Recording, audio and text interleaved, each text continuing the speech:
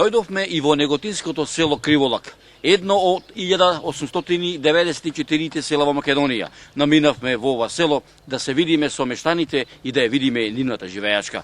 Нашето село има најде околу 340 куќи, најде околу 1300 жители. Кај нас се застапени во поголем дел се лозарството, додека во поголем подем се и овоштарството. Имаме и овие луѓе кои што имат оранжерии, така да претежно е земјоделско. Ја имам негде околу 5-5,5 хектара, претежно 3,5 хектар, 35 декара праски. По која цена ви купува? Ланската цена негде од 22-3 до 30. Поланската беше малце подобра, до 40 денари.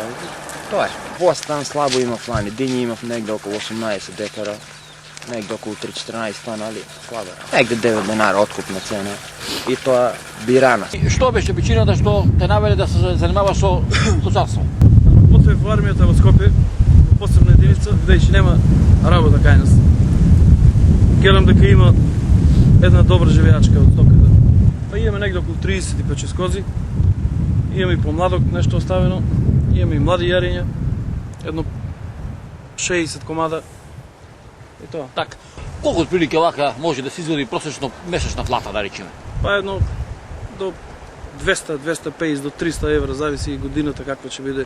Дали што ти живееш вака? Јас имам лозија 8 декара, стечај сум, жена ми е пензионерка. Задоволен ли си од?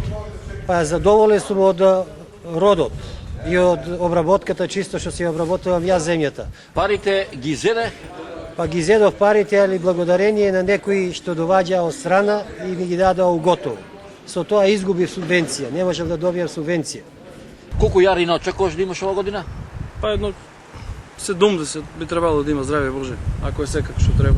И со јарината, како ќе ти разработава? Со јарината, па мислам нешто да оставам и помладок, женски да оставам едно 15-20, така да една бројка добра да заокружам на 60 комада.